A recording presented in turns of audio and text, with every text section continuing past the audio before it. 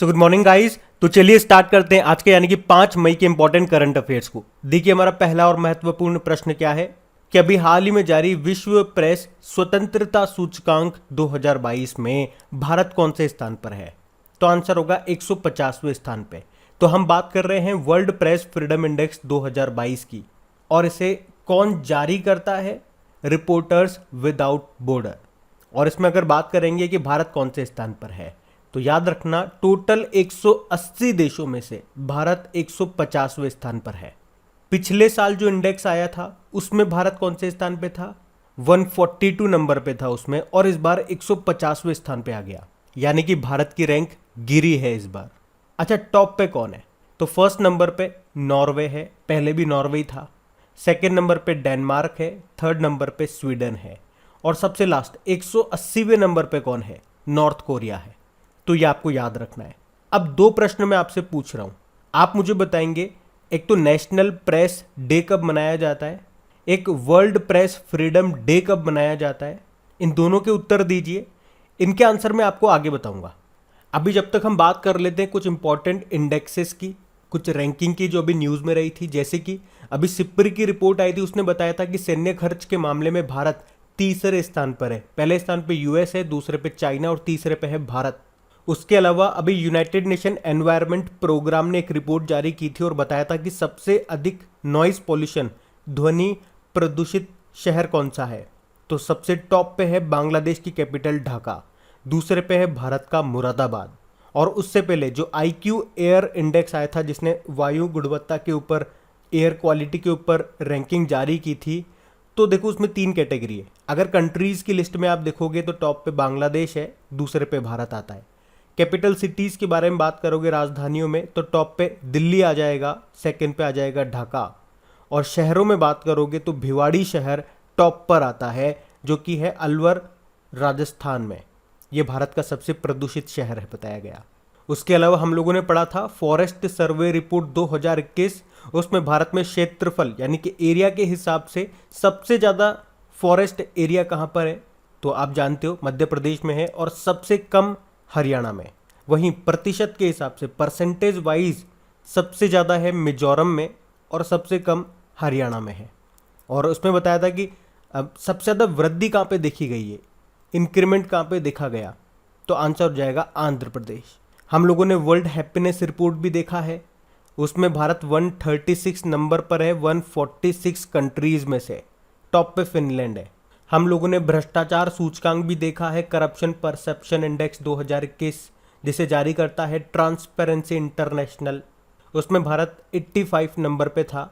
हमने लोकतंत्र सूचकांक देखा, डेमोक्रेसी इंडेक्स 2021, उसमें भारत 46 नंबर पे था। इसको इकोनॉमिस्ट इंटेलिजेंस यूनिट जारी करता है, और टॉप पे उसमें नॉर्वे था। अच्छा, भारत का पहला अभी क्रिप्टो करेंसी इंडेक्स आया था IC15, किसने जारी किया? क्रिप्टो वायर ने।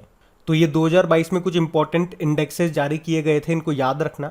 और अगर आप में से कोई इस वीडियो को वेरी फर्स्ट टाइम देख रहा है तो आपको बता दूं कि जो हमने टॉपिक वाइज सीरीज स्टार्ट की है, जिसके आपको वीडियोस तो मिलेंगे ही सही, टॉपिक वाइज को लेकर के, मंथली वाइज लेकर के, कि जनवरी में या फरवरी में या मार्च में या अप्रैल में रैंकिंग एंड इंडेक्सेस का एक सेपरेट वीडियो आपको मिल जाएगा कि इस महीने में कौन कौन से रैंकिंग आई है। उसके अलावा क्विज भी आपकी बना दी गई है ताकि आप अच्छे से प्रैक्टिस कर सको। क्विज आपको मिल जाएगी, क्विज लगाइए, उसके टेस्ट लगाइए आपकी क्रैक एग्जाम एप्लीकेशन पे, जिसका लिंक आपको मिलेगा नीचे डिस्क्रिप्शन में। और अगर सेशन अच्छा लगता है, हेल्पफुल लगता है, तो प्लीज़ इसे लाइक करके शेयर ज़रूर करना। चलिए बढ़ते हैं आगे। चलिए फिर बताइए, अभी हाल ही में खेलो इंडिया यूनिवर्सिटी गेम्स का विजेता कौन बना? तो आंसर होगा जैन यूनिवर्सिटी। आपको पता है अभी जो खेलो इंडिया यूनिवर्सिटी गेम्स का दूसरा संस्करण था, ये चला कर्नाटक के बंगलुरु में। और बताइए इसका मस्कॉट क्या रहा, शुभंकर क्या रहा? तो आंसर होगा वीरा। अब ये पूरे हो चुके हैं, तो विजेता घोषित हो चुका है। कौन बना है नंबर 1 पे? जैन यूनिवर्सिटी, ये बंगलुरु की है। टोटल इसने 20 गोल्ड जीते हैं, 7 सिल्वर जीते हैं और 5 ब्रोंज जीते हैं। तो गोल्ड को देख करके विजेता घोषित किया गया, तो 20 इसके पास गोल्ड है। सेकेंड नंबर पे लवली प्रोफेशनल यूनिवर्सिटी है 17 गोल्ड के साथ, और तीसरे नंबर पे है पंजाब यूनिवर्सिटी 15 गोल्ड के साथ। इसके अलावा एक नाम आप और याद रखिएगा, जैन यूनिवर्सिटी का एक तैराक है जिसका नाम है शिव श्रीधर। उन्होंने पुरुषों की 200 मीटर स्पर्धा में 7 गोल्ड जीते हैं। अच्छा, खेलो इंडिया की बात है। अब आपका ये खेलो इंडिया यूनिवर्सिटी गेम्स का दूसरा संस्करण तो हो गया। अब हम लोग देखेंगे खेलो इंडिया यूथ गेम्स का चौथा संस्करण होगा। कहाँ पे होगा? पंचकुला, हरियाणा में। और इसी साल इसका 5वां संस्करण भी होगा, वो होगा भोपाल, मध्य प्रदेश में। उसके अलावा हमने देखा दूसरे खेलो मास्टर्स गेम्स 2022 का भी आयोजन किया गया था। कहाँ पे? नई दिल्ली के त्यागराज स्टेडियम में। उसके अलावा पहला खेलो इंडिया राष्ट्रीय रैंकिंग महिला तीरंदाजी टूर्नामेंट भी हुआ था जमशेदपुर, झारखंड में। मतलब ये 6 चरणों में होना है। पहला चरण इसका जमशेदपुर में शुरू हुआ। चलो एक प्रश्न का उत्तर दो। पहला खेलो इंडिया स्पोर्ट्स स्कूल ये कहाँ पे लॉन्च किया गया? तो आंसर हो जाएगा शिलोंग में, मेघालय की कैपिटल शिलोंग में। तो ये पॉइंट्स भी ध्यान रखना। बढ़ते आगे, चलिए बताइए अभी मई 2022 को किसने 75वीं 75 नंबर की संतोष ट्रॉफी राष्ट्रीय फुटबॉल प्रतियोगिता 2021-22 का खिताब जीत लिया है? तो आंसर होगा इसका केरल। अब देखो एक प्रश्न तो इस तरह से भी आ जाए एग्जाम में कि संतोष ट्रॉफी का संबंध किससे है, वो डायरेक्ट ये पूछ ले, तो फिर आपका आंसर हो जाएगा फुटबॉल से। तो इस बार ये इसका कौन सा संस्करण रहा? 75वां। और किसने जीता इसको? केरल ने जीता। याद रखना केरल 7वीं बार संतोष ट्रॉफी को जीत रहा है। इस बार केरल ने किसे हराया? पश्चिम बंगाल को हराया। और प्लेयर ऑफ द जो टूर्नामेंट थे वो रहे केरल के कप्तान जीजू जोसेफ। अच्छा, अगर मैं आपसे यहाँ पे पूछूं कि बताइए सैयद मुश्ताक अली ट्रॉफी 2021-22 को किसने जीता था? तो आंसर हो जाएगा तमिलनाडु ने। किसको हराया था? कर्नाटक को। और विजय हजारे ट्रॉफी को किसने जीता था? हिमाचल प्रदेश ने जीता पहली बार। किसको हराया? तमिलनाडु को। तो फुटबॉल से रिलेटेड कुछ टूर्नामेंट हुए थे, जैसे कि अगर मैं आपसे पूछूं डुरंड कप 2021 जो कि हुआ था कोलकाता में, बताइए उसको किसने जीता? एफसी गोवा ने जीता। और एफसी महिला एशियाई कप 2022 जिसका आयोजन महाराष्ट्र में हुआ था, उसको किसने जीता था? चाइना ने जीता था साउथ कोरिया को हरा करके। और under 19 south Asian football federation championship जो हुई थी, यानी कि ये महिलाओं का फुटबॉल टूर्नामेंट है, 2021 की बात कर रहे हैं, उसको किसने जीता था? बांग्लादेश ने जीता था, भारत को हराया था। ये हुआ था बांग्लादेश में ही। उसके अलावा इसमें एक पुरुषों का भी टूर्नामेंट हुआ था जिसको कहेंगे south Asian football federation championship 2021 जो कि मालदीव में हुआ था। उसको भारत ने जीता था नेपाल को हरा करके। ये हमने पढ़े भी थे। और अगर पूछे कि यूरो कप 2020 जो कि हुआ कब था? अभी जुलाई 2021 में हुआ था, उसको किसने जीता था? इटली ने जीता था, इंग्लैंड को हराया था। और कोपा अमेरिका फुटबॉल 2021 इसको जीता था अर्जेंटीना ने, और हराया किसे था? ब्राज़ील को। तो फुटबॉल से रिलेटेड ये कुछ इंपॉर्टेंट टूर्नामेंट्स हुए थे, इनको ध्यान रखेंगे आप। और हाँ, एक इंपॉर्टेंट टूर्नामेंट भी है, अभी फीफा वर्ल्ड कप इस साल के अंत में होने वाला है। कहाँ पे होने वाला है? कतर, दोहा में होने वाला है। जिसका स्पॉन्सर कौन बना है? बायजूस। ध्यान रखना। बढ़ते आगे। फिर बताइए अभी हाल ही में किस राज्य ने मुख्यमंत्री मितान योजना शुरू की? तो आंसर होगा छत्तीसगढ़ ने। तो अभी छत्तीसगढ़ के जो मुख्यमंत्री हैं कौन? भूपेश बघेल। उन्होंने मुख्यमंत्री मितान योजना शुरू की है, जिसे अभी छत्तीसगढ़ की कैपिटल रायपुर सहित 14 नगर निगमों में पायलट आधार पर लागू किया गया। मितान का मतलब होता है मित्र या दोस्त। तो इस योजना के तहत छत्तीसगढ़ के निवासी अपने घर पर लगभग 100 सार्वजनिक सेवाओं का लाभ उठा सकते हैं। तो याद रखना मुख्यमंत्री मितान योजना किसने शुरू की? छत्तीसगढ़ ने। तो ये रहा मैप में छत्तीसगढ़। आपने कहा इसकी कैपिटल क्या है? रायपुर है। मुख्यमंत्री हैं भूपेश बघेल और गवर्नर कौन है? अनुसुईया उइके। अभी कौशल्या मातृत्व योजना के बारे में आपने पढ़ा था, जिसमें दूसरी बेटी के जन्म पे 5,000 रुपये दिए जाएंगे, यहीं पे शुरू हुई थी। यहीं पे ही राजीव गांधी ग्रामीण भूमिहीन कृषि मजदूर न्याय योजना भी शुरू हुई थी। और छत्तीसगढ़ के जो पहले मुख्यमंत्री थे अजीत जोगी, जिनका कुछ समय पहले निधन हो गया, महतारी दुलार योजना यहीं की है। पढ़ाई तुहार पारा योजना भी यहीं की है। और इंदिरा वन मितान योजना भी यहीं की है। और आपको पता है भारत का सबसे नवीनतम टाइगर रिजर्व कौन सा बना है? ये छत्तीसगढ़ का गुरु घासीदास टाइगर रिजर्व बन गया है। और लेमरू हाथी अभ्यारण्य ये भी आपको मिलेगा छत्तीसगढ़ के कोरबा में। और पंडवानी नृत्य काफ़ी इंपॉर्टेंट है यहाँ का, ये याद रखना। और इसकी पहली महिला कलाकार हैं तीजन बाई। और यहीं पे ही हरेली त्योहार मनाया जाता है और इसी से संबंधित आपको याद होगा हरेला उत्सव, ये मनाया जाता है उत्तराखंड में। तो ये याद रखेंगे आप, बढ़ते आगे। अच्छा चलिए बताइए, अभी हाल ही में दुनिया का पहला टैक्सी फ्लाइंग एयरपोर्ट जिसको नाम दिया गया अर्बन एयर वन वर्टीपोर्ट, ये कहाँ पे बनाया गया? तो आंसर होगा इंग्लैंड में। तो ये दुनिया का पहला एयरपोर्ट है जहाँ से उड़ान भरेंगी फ्लाइंग कार्स या फिर फ्लाइंग टैक्सीज, और इस एयरपोर्ट को क्या नाम दिया गया? वर्टीपोर्ट इसे नाम दिया गया। और इसे एक भारतीय मूल के बिजनेसमैन ने fire of the starting gun की तर्ज पर बनाया है। तो जिस तरह से कारों के लिए सड़कें हैं, ट्रेनों के लिए पटरियां हैं, प्लेन के लिए एयरपोर्ट हैं, तो उसी तरह से फ्लाइंग कार्स या फ्लाइंग टैक्सीज के लिए ये वर्टीपोर्ट होंगे। अब इसे वर्टीपोर्ट नाम क्यों दिया गया? क्योंकि देखो यहाँ पे कोई रनवे नहीं है, तो जो भी फ्लाइंग कार आएगी या उड़ेगी वो वर्टिकल, यानी कि ऊपर से नीचे आएगी, नीचे से सीधे ऊपर जाएगी, तो वर्टिकल वो आएगी और जाएगी, इसीलिए इसको नाम दिया गया वर्टीपोर्ट। तो याद रखो आप, तो सिंपल सा, दुनिया का पहला taxi flying airport urban air one vertiport, जिसको नाम दिया गया, कहाँ पे बनाया गया? इंग्लैंड में। अच्छा, इससे भी एक इंपॉर्टेंट क्वेश्चन मैं आप लोगों से पूछता हूँ, बताओ अभी स्वदेशी नेविगेशन प्रणाली है जिसका नाम है गगन, इसका उपयोग करके विमान की लैंडिंग कराने वाली देश की पहली एयरलाइन अभी कौन सी बनी है? तो आंसर होगा इंडिगो एयरलाइन। ये प्रश्न याद रखना आएगा एग्जाम में। बताओ भी कर्नाटक के शिवमोग्गा एयरपोर्ट का नाम किसके नाम पे रखा? यहाँ के जो पूर्व मुख्यमंत्री थे BS येदियुरप्पा, उनके नाम पे। और अगर आपसे पूछा जाए कि अभी एयरपोर्ट काउंसिल इंटरनेशनल ने 2021 के दुनिया के टॉप 10 सबसे व्यस्त हवाई अड्डों की लिस्ट जारी की थी, उसमें टॉप पे कौन है? US का अटलांटा इंटरनेशनल एयरपोर्ट। और अभी विंग्स इंडिया 2022 कार्यक्रम ये कहाँ पर आयोजित किया गया था? बेगमपेट हवाई अड्डा हैदराबाद में। ये नागरिक उड्डयन के क्षेत्र में एशिया का सबसे बड़ा कार्यक्रम था। और चलिए बताइए, सौर ईंधन का उपयोग करने वाली पहली एयरलाइन अभी कौन सी बनी? स्विस इंटरनेशनल एयरलाइन बनी। और एक प्रश्न का उत्तर आप ही लोग देना, देश का पहला ड्रोन स्कूल ये कहाँ पे खोला गया? उत्तर दो, हम बढ़ते हैं आगे। चलिए बताइए, अभी हाल ही में विश्व प्रेस स्वतंत्रता दिवस वर्ल्ड प्रेस फ्रीडम डे कब मनाया गया? तो आंसर होगा 3 मई को। हर साल इसको 3 मई को ही मनाते हैं और इसे मनाने का उद्देश्य क्या है? मीडिया स्वतंत्र होकर के काम करे, किसी के दबाव में आकर काम न करे, इसी उद्देश्य के साथ इसे मनाया जाता है। थीम क्या रही? जर्नलिज्म अंडर डिजिटल सेज, यानी कि डिजिटल घेराबंदी के तहत पत्रकारिता। अब आपको याद होगा स्टार्टिंग वाले प्रश्न में हमने पढ़ा था वर्ल्ड प्रेस फ्रीडम इंडेक्स आया, उसमें भारत 150वें स्थान पर रहा, टॉप पे रहा 9 रुपये, ये हम पढ़ चुके हैं। 2 प्रश्न मैंने आप लोगों से पूछे थे, एक तो ये वर्ल्ड प्रेस फ्रीडम डे कब मनाया जाता है, तो इसका उत्तर आपको मिल गया 3 मई।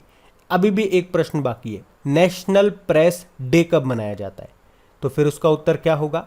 मैं आपको हिंट देता हूँ, इसका उत्तर तो आप ही लोग दोगे। हिंट आपको मिल जाएगी कि जनजातीय गौरव दिवस हम लोगों ने मनाना चालू किया है बिरसा मुंडा जी की जयंती को। तो अगर वो दिन आपको पता है ना, तो उसके जस्ट दूसरा दिन, उसके जस्ट बाद वाला दिन को ही हम नेशनल प्रेस डे के रूप में मनाते हैं। और अगर मैं बता दूं, डेली आप लोग हमारे करंट अफेयर्स का रिवीजन वाला वीडियो देखते होंगे, तो वहाँ पे बिरसा मुंडा जी का जो दिन हम सेलिब्रेट करते हैं जनजातीय गौरव दिवस के रूप में, जो इम्पोर्टेंट भी है, वो मैं आपको कई बार बता चुका हूँ। तो अब उत्तर आप लोग दीजिए। उसके अलावा अगर आपसे पूछ ले कि प्रेस ट्रस्ट ऑफ इंडिया के चेयरमैन कौन है, तो आंसर होगा अवीक जोशी। और अभी इंडियन न्यूज़पेपर सोसाइटी के नए अध्यक्ष कौन बने थे, ये भी तो प्रश्न बन सकता है, ये करंट अफेयर्स के हैं सारे, तो आंसर हो जाएगा मोहित जैन। उसके अलावा अभी बिल्कुल लेटेस्ट जनवरी में ही पढ़ा है अभी हमने कि मरणोपरांत मुंबई प्रेस क्लब के रेड इंक अवार्ड 2022 से किसे सम्मानित किया गया, तो आंसर होगा दानिश सिद्दीकी को। और जर्नलिस्ट ऑफ द ईयर 2020 का अवार्ड भी इनको मिला, मरणोपरांत मिला इन्हें। और बाकी अगर मई के इंपॉर्टेंट डेज की बात करेंगे तो देखो 1 मई को 3 डे आप लोगों ने मनाए। एक तो उज्ज्वला दिवस हम मना रहे हैं, एक लेबर डे हम लोगों ने मनाया, और अभी वर्ल्ड लाफ्टर डे भी अभी हमने 1 मई को ही मनाया, जो कि मई के पहले रविवार को मनाया जाता है वैसे। उसके बाद 2 मई को हमने वर्ल्ड ट्यूना डे के रूप में मनाया। तो ये सारे पॉइंट्स याद रखेंगे आप, पढ़ते आगे। फिर बताइए, अभी हाल ही में कॉर्बेट टाइगर रिजर्व के नए निदेशक कौन बन गए हैं, तो आंसर होगा नरेश कुमार। कहाँ पर है ये कॉर्बेट टाइगर रिजर्व? उत्तराखंड में। जिसके नए निदेशक कौन बन गए हैं? नरेश कुमार बन गए हैं। अच्छा, अगर पूछा जाए नीति आयोग के अभी नए उपाध्यक्ष कौन बने थे, तो आंसर होगा डॉक्टर सुमन के बेरी। नेस्कॉम के नए अध्यक्ष कौन बने, कृष्णन रामानुजम। और राष्ट्रीय अनुसूचित आयोग national commission for scheduled caste के नए अध्यक्ष बने थे विजय सांपला। अच्छा, टाइगर की बात हुई है तो आपको बताया इंटरनेशनल टाइगर डे कब मनाते हैं, 29 जुलाई को मनाते हैं। भारत में टाइगर प्रोजेक्ट कब आया था, 1973 में। और इंटरनेशनल टाइगर डे अभी 2021 वाले की थीम क्या थी, their survival in our hands. और टाइगर मैन ऑफ इंडिया किसे कहा जाता है, कैलाश सांखला को कहा जाता है। और हम पढ़ ही चुके हैं अभी 53 नंबर का जो टाइगर रिजर्व है वो कौन सा बना था, गुरु घासीदास टाइगर रिजर्व, जो कि है छत्तीसगढ़ में। और एक और प्रश्न का उत्तर दो कि सत्यमंगलम टाइगर रिजर्व कहाँ पर है। ये भी न्यूज़ में था क्योंकि इसे TX2 अवार्ड मिला था। वैसे हमारे टाइगर की संख्या को डबल करने का लक्ष्य 2022 का है, लेकिन इसने पहले ही डबल कर लिया तो इसको ये अवार्ड मिला था। पिछले साल इसी तरह से उत्तर प्रदेश के पीलीभीत टाइगर रिजर्व को भी ये अवार्ड मिल चुका है। तो ये सब पॉइंट्स ध्यान रखेंगे आप, पढ़ते हैं आगे। फिर बताइए अभी हाल ही में किस देश में दुनिया की सबसे बड़ी क्राइस्ट स्टेचू बनकर तैयार हुई है, तो आंसर होगा ब्राज़ील में। आपको 7 वंडर्स पता है, विश्व के 7 अजूबे, उसमें एक जो अजूबा है या एक स्टेचू आपको मिलेगी ब्राज़ील की। एक मूर्ति आपने देखी होगी जिसे कहते हैं Christ the Redeemer. Rio de Janeiro Brazil में आपको ये मिलेगी, जिसकी हाइट है 38 मीटर। तो अब इससे भी बड़ी ऐसी ही एक प्रतिमा बनी है जो इससे बड़ी है, वो बनी है ब्राज़ील के एनकेंटाडो में, जिसकी हाइट कितनी है, 43 मीटर है, मतलब पुरानी वाली से 5 मीटर ज़्यादा। और इसे क्या नाम दिया गया, क्राइस्ट द प्रोटेक्टर नाम दिया गया इस नई वाली को। और ये दुनिया की सबसे बड़ी क्राइस्ट स्टेचू है, मतलब ईसा मसीह की ये स्टेचू है सबसे बड़ी। अच्छा, कुछ इंपॉर्टेंट स्टेचूज जो अभी न्यूज़ में रहे थे वो मैं आपको बताऊंगा, लेकिन उससे पहले ब्राज़ील से रिलेटेड कल एक प्रश्न हम लोगों ने पढ़ा था कि ब्राज़ील का जो लैंडस्केप गार्डन है जिसका नाम है सिटी ऑफ बर्ल मार्क्स, उसको अभी यूनेस्को की विश्व धरोहर सूची में शामिल कर लिया गया है, वो आप याद रखिएगा। ब्राज़ील की कैपिटल ब्राज़ीलिया होती है, करेंसी है ब्राज़ीलियन रियल और प्रेसिडेंट है जेयर बोल्सनारो।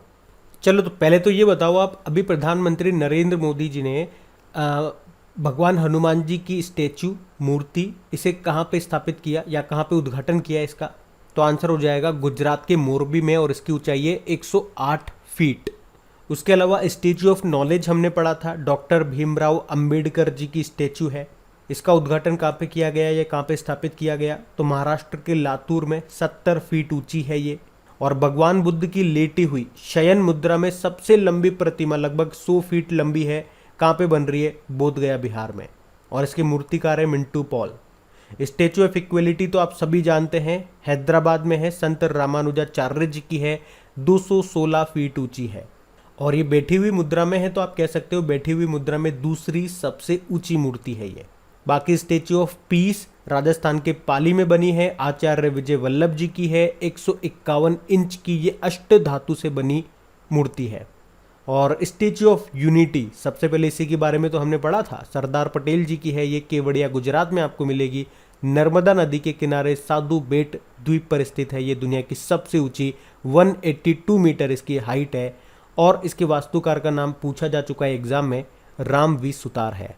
तो ये सारे पॉइंट्स ध्यान रखना, बढ़ते हैं आगे। चलिए बताइए अभी हाल ही में किस राज्य में पूर्वोत्तर भारत की पहली गाय एम्बुलेंस सेवा शुरू की गई, तो आंसर होगा असम में। तो अभी असम के डिब्रूगढ़ जिले में बीमार और घायल गायों के लिए एक एम्बुलेंस सेवा का उद्घाटन किया गया है, और ये पूरे पूर्वोत्तर में पहली गाय एम्बुलेंस सेवा है। इस एम्बुलेंस को कहाँ से लाया गया, अहमदाबाद से लाया गया। अच्छा, असम के बारे में तो हम कई बार चर्चा कर चुके हैं, अभी कुछ इंपॉर्टेंट क्वेश्चन मैं आप लोगों से पूछ रहा हूँ करंट अफेयर्स के, उनके उत्तर देना आप लोग। चलो, पहला प्रश्न तो यही बताओ, विश्व पशु चिकित्सा दिवस कब मनाया जाता है। ये अभी अप्रैल में ही मनाया हम लोगों ने, इसका उत्तर आप ही लोग देंगे। और अगर आपसे पूछा जाए कि भारत का पहला सरकार के द्वारा संचालित पशु एम्बुलेंस नेटवर्क स्थापित किया था किस राज्य ने, तो आंसर होगा आंध्र प्रदेश ने। और बताओ, देश का पहला एनिमल वॉर मेमोरियल ये कहाँ पे खोला जाएगा, तो आंसर होगा मेरठ में। और इसी तरह से याद होगा, कर्नाटक ने बेंगलुरु में अपनी तरह का पहला पशु वॉर रूम शुरू किया था।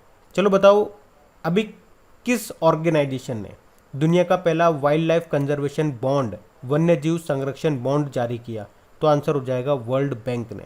और एक और प्रश्न का उत्तर देंगे आप लोग। आपके लिए होमवर्क प्रश्न है ये कि वन्य जीवों को कानूनी अधिकार देने वाला पहला देश अभी कौन सा बना, बताओ। हम बढ़ते आगे। फिर बताइए अभी देश का 100वां यूनिकॉर्न कौन सा बन गया है, तो आंसर होगा नियो बैंक ओपन। आगे बढ़े उससे पहले अगर आपको नहीं पता तो ये क्लियर कर लो कि यूनिकॉर्न किसे कहते हैं।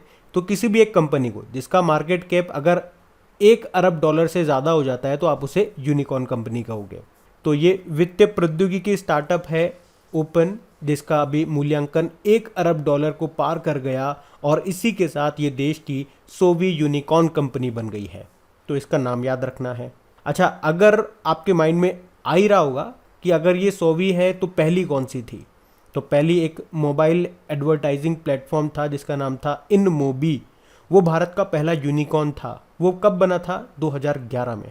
और आपको याद होगा कुछ समय पहले एक लिस्ट आई थी जिसमें बताया गया था कि भारत यूके को पछाड़ करके यूनिकॉर्न, नंबर ऑफ यूनिकॉर्न के मामले में दुनिया में तीसरा देश बन गया है।